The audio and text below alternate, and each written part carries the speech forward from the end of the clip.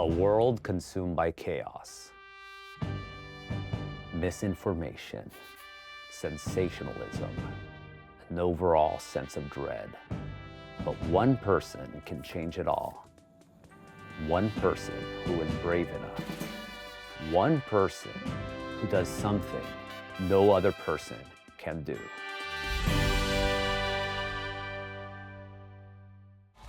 My guest tonight is the OC Weekly columnist behind Ask the Mexican. Tonight I'll ask, where is Mexico? Please welcome Gustavo Arellano.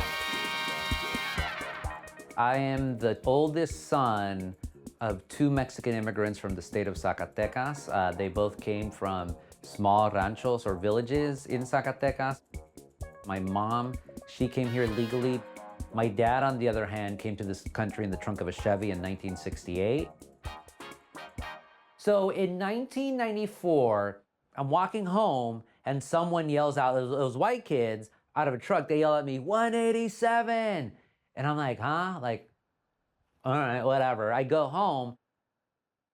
And then on the television, I see like a whole thing about this thing called Proposition 187. So I found out about it. I'm like, oh, that's wrong. Because my dad was an illegal immigrant.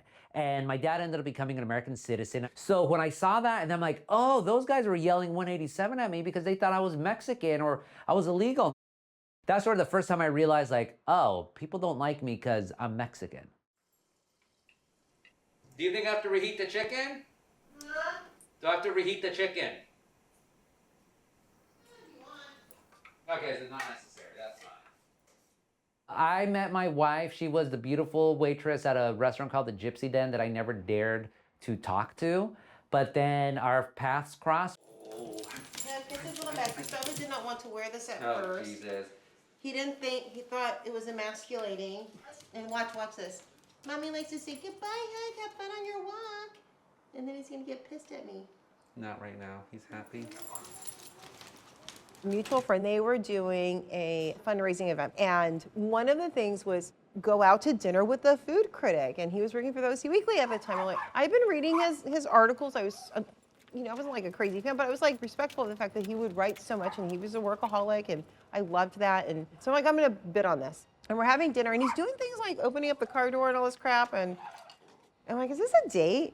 And he says, I don't know, is it? He's a great guy, but I was just like, God, why can't you get your shit together? Like, you just don't have no moves.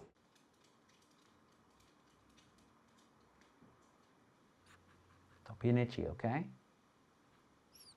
The week of April Fool's 2000, I'm volunteering on a political campaign. Then I go to the trash can and there's a copy of a newspaper I'd never heard of before called OC Weekly. So all these fake stories, parody stories based on April Fool's Day. And I see one article in particular that makes me laugh. It was called 5 Latinos We Really Like. All the people on it are either self-hating Latinos or racist white people. I thought it was brilliant. I'm like, I'm gonna write a fake letter to the editor. So they published a letter along with an actual angry letter to the editor. I sent another letter to the editor at the time, Will Swaim, the founder, and I said, hey, how do you get a story published in OC Weekly? He said, why don't you do this story idea? I'm like, but I'm not a reporter. He's like, it's easy, write it like an essay. It published, and I saw my byline, it said, by Gustavo Arellano, and I got a check for $100. I'm like, whoa, this is really cool, you can get paid.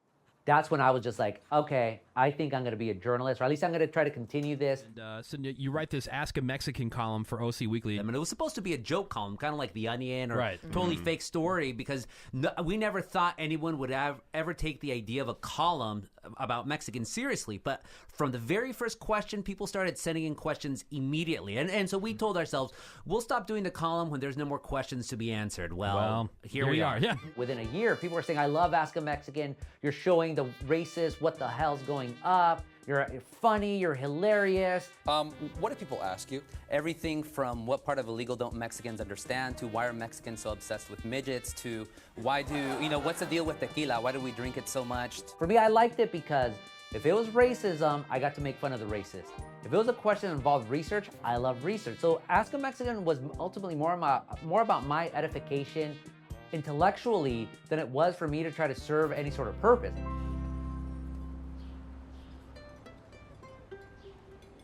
This is what took off his career. And I read it and I was like, thank God. He's like, this is so cool. I'm so happy for him. So I saw him and I just said, I just want to say congratulations. You totally deserve it. He was like, whoa, you know, crying to his friend. He proceeds to get drunk. The friend comes over to my store and he's like, oh, dude, he's been like super upset ever since you broke up with him. I'm like, listen, boom, boom, boom, boom, boom. You know, there's too many things. I'm over it. So then he goes back and tells Gustavo. Gustavo gets more drunk. And he's like, I want to kiss you. I'm like, nothing's happening right now. A couple days goes by and he gives me a call and he says, I'm going to New York to sign my book deal. Can I ask you out on a date when I get back? And I was like, it had been 6 months since I broke up with him. And I'm like, okay. I'm like, who knows? Why not? We're together every day since. 8 years later, we got married.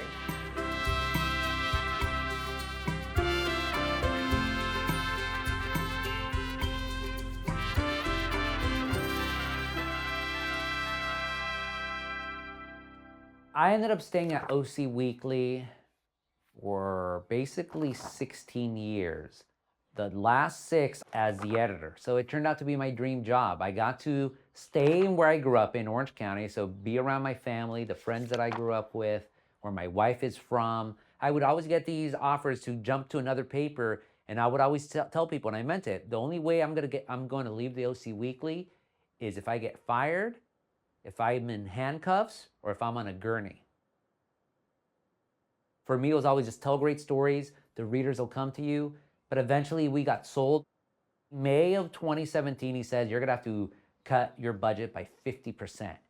I'm like, no newspaper ever cut their way into profitability. This is not the way to do it. But he's like, well, you're gonna have to do it. So I'm like, oh my God, I can't. I still believe in principles, but I do. That's why, like, I could have laid off all those people and still kept my job and still kept my salary, but I'm like, no, these people are my family. I see everything is okay, then I see like, oh, there's a locksmith. They're changing the lock on me. Meeting took 15 minutes. He's like, we've decided to accept your resignation. It shook me. It was heartbreaking. That was the hardest thing I ever had to do. I drank too much. It was all here at home. Got a concussion because I fell, hit my nose, got a bloody nose, to the point where, and this has never happened before, an article that I was working on, I deleted it. And I'm like, afterwards, I just felt so ashamed. I'm like, I got to control myself. I do not want to go to a bad place. And so I did. So I controlled myself. And it hurt. It hurt a lot. He did everything he could possibly do with that paper. And now I'm like, oh my God, the plans that I had, they're gone. They're gone. I had all my chips on this one thing, and now I have nothing. What the hell am I gonna do? How are you gonna make it? How are you gonna continue doing journalism? But I'm like, no, I wanna tell stories. I really wanna tell stories. I thought to myself, how can I bring myself back up from where I'm at? And I did it. And how did I do it? Just working. I never stopped working. I even got me to New Yorker. Jerry Royce had been named opening day starter for the Dodgers. But I basically made it to the point where the Times had to hire me because they liked all the stories that I was doing. 2018, I get hired at the LA Times. One person who is brave enough. One person who does something no other person can do. Host a podcast. And action. So join me every weekday with The Times, a daily podcast from the Los Angeles Times.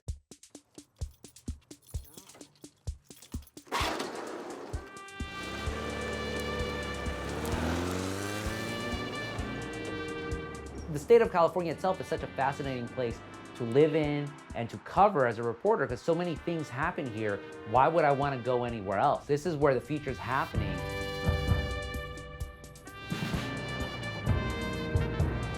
My destiny is whatever's in front of me. I take the opportunities that are there and then I just ride them until there's none. Gracias.